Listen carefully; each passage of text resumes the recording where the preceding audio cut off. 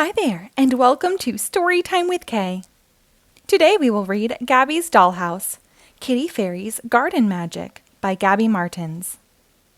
This book was published by Scholastic Inc. in 2022. A dollhouse delivery came today in the most interesting box. Let's see what's inside. A meowsing! There's a small bag of dirt, a tiny watering can, a mini pot, and an itty-bitty, teeny-weeny seed. The seed is sparkly. What will grow from the sparkly seed? If I plant it, it'll take weeks for the seed to sprout. I need the help of Kitty Fairy. I bet she could help my new seed sprout right away. It's time to get tiny. In the fairy tale garden, Kitty Fairy flies over to Pandy Paws and me. "What's in this adorable little pot?" she asks. "It's a sparkly seed surprise," I explain. "Can you make it grow super fast?" "You know I can," Kitty Fairy says. "It'll just take a little garden magic." Kitty Fairy makes a tiny magic rain cloud appear. It sprinkles water into a pot.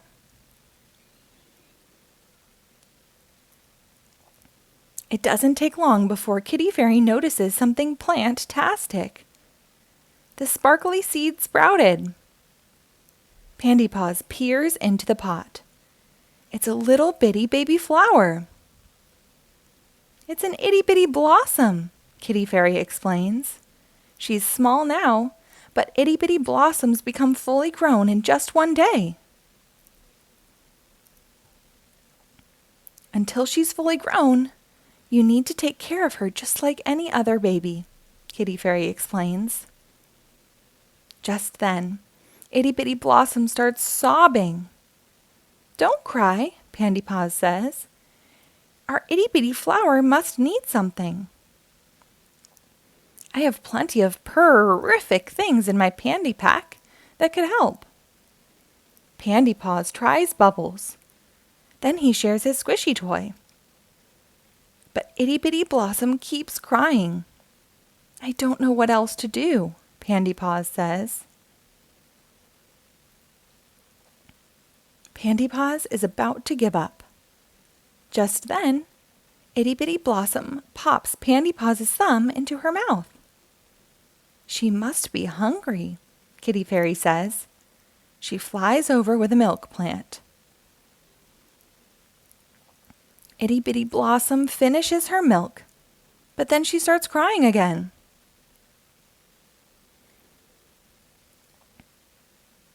"My baby cousins need to burp after they eat. Maybe itty-bitty blossom does too. But how do I burp her?" Kitty Fairy knows just who to ask. "Mama Box will know what to do," she says. As we leave, Kitty Fairy cries out, "Remember to bring her back before she outgrows her pot." In the craft room, Pandy Paws introduces our new friend to Mama and Baby Box. "This is itty-bitty Blossom. We fed her, and now she really needs to burp." "You need a planned burper," Mama Box says. "We can make one. Let's get crafting." Together, we make a cat-tastic burper. It gently pats itty-bitty Blossom on the back.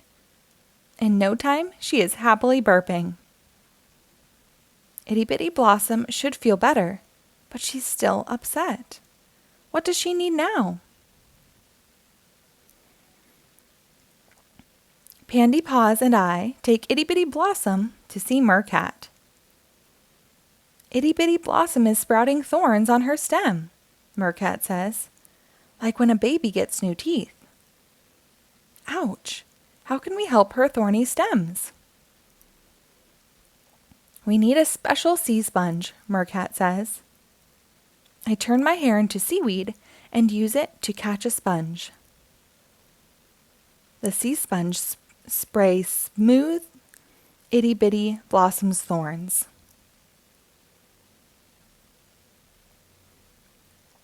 Now Itty Bitty Blossom is tired, but she can't fall asleep. Luckily, we note just the cat to help her take a nap. In the music room, Pandy Paws asks DJ Catnip for help. Do you know any lullabies for plants? I've sung lots of things to sleep, says DJ Catnip, but I'll need to write a special song for this plant. DJ Catnip sings a purrific tune. She falls right asleep.